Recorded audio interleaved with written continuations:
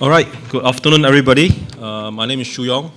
I guess I have the most challenging job right now because it's after lunch.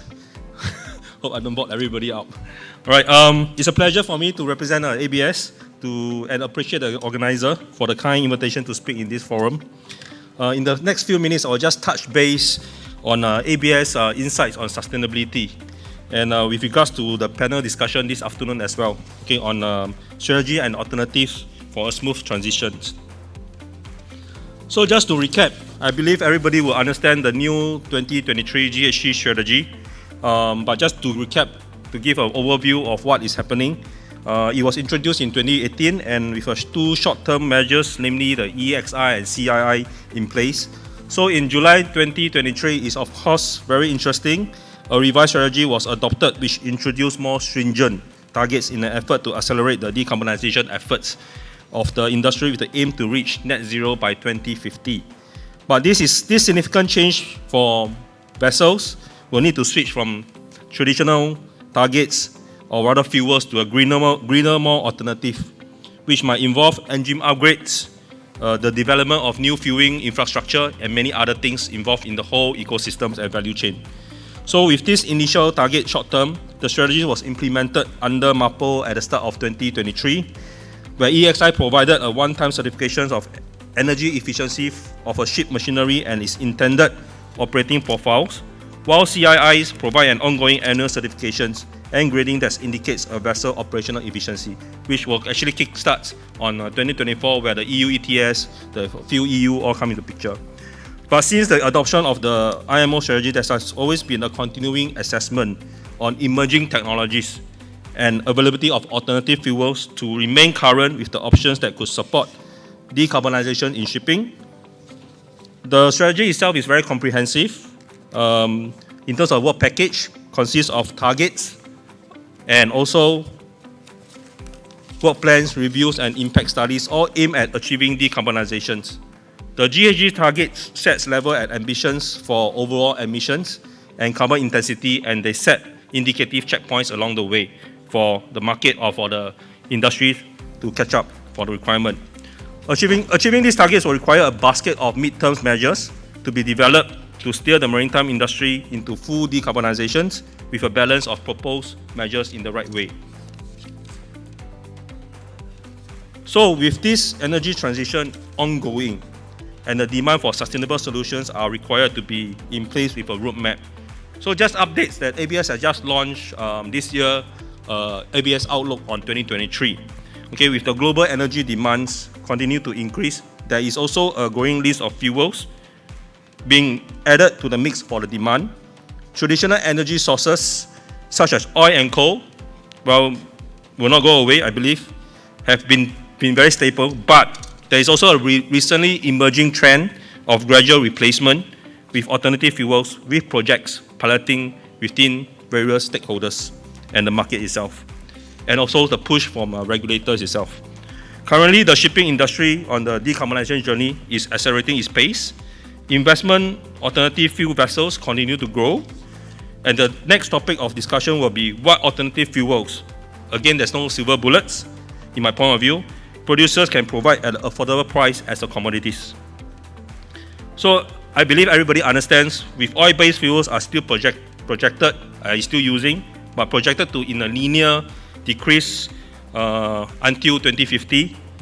The use of LNG is expected to increase until 2035. Methanol has greater potential to reduce the life cycle of carbon emissions from shipping because it can be produced renewably. And of course, ammonia is one of the identified potential fuel expected to grow due to zero carbon content, easier distribution, storage, and etc. So within the publications in the Outlook, ABS has re-examined the supply and demand data for alternative fuels and updated the future fuel mix to reflect the market information with base case scenario on some key regions. In addition, the effect of the 2050 net zero targets to the projected fuel mix based on the recent strategy, the scenarios for global energy consumptions are translated into global fuel consumption by ships with a translation of order books demands based on the type of vessels adopting alternative fuels. So that comes about on the industry fleet renewal. The fleet order book measures within the maritime industry progress towards meeting the targets for future decades. But based on the order book projection, the question posing to the industry and relevant stakeholders is, does the industry needs to fast forward the fleet renewal? Will it be possible for new builds to meet the requirement? Because it will not be able to build in time to reach the targets. But by doing so, aiming the regulatory framework towards net zero targets with various solutions of practical and economics practice. So with typical solutions touching under the category of energy efficiency technology, machinery optimization, and long-term decarbonization technologies to adapt and future-proof the fleet.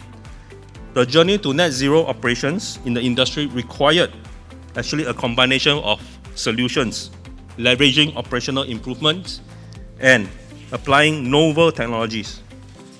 From adoption of alternative fuels, which is one part of it, you still need the infrastructure and you still need some technologies to be installed on board the vessel. In example, like carbon capture capabilities.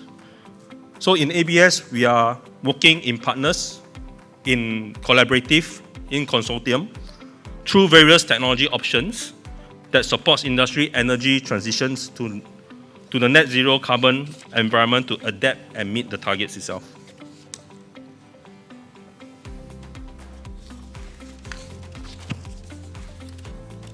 Innovations, technology, as we look into this, as what I mentioned earlier on, the current landscape and the projected direction.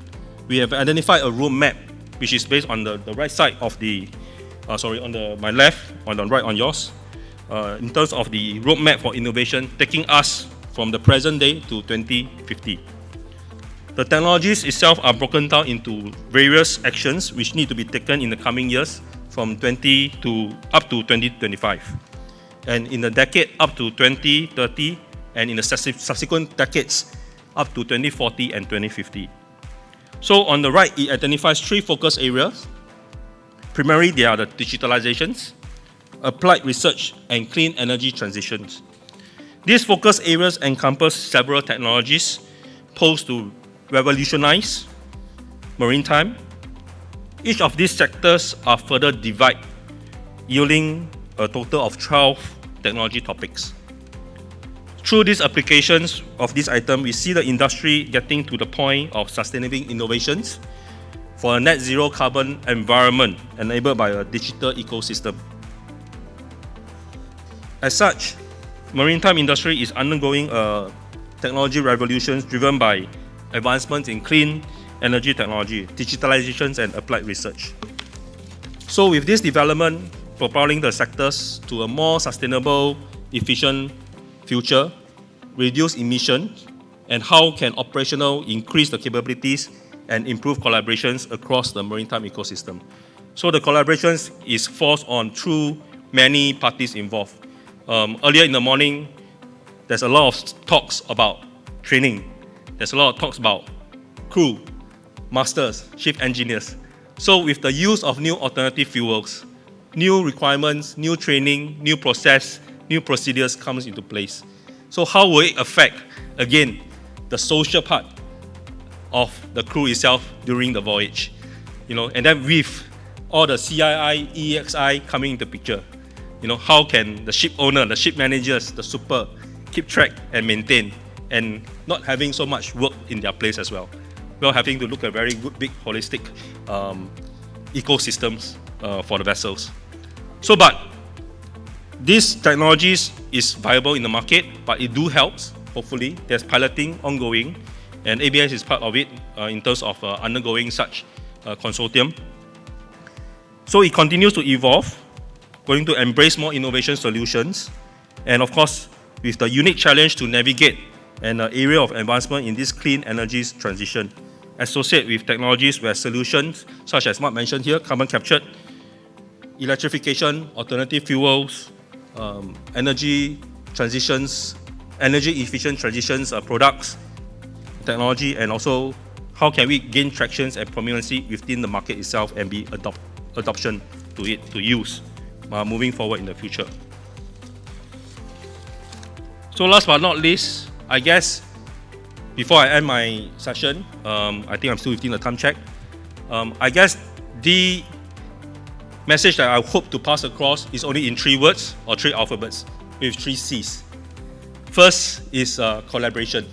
I think the morning panelists have spoken a lot about collaboration. I think that is vital. Second is having conversation.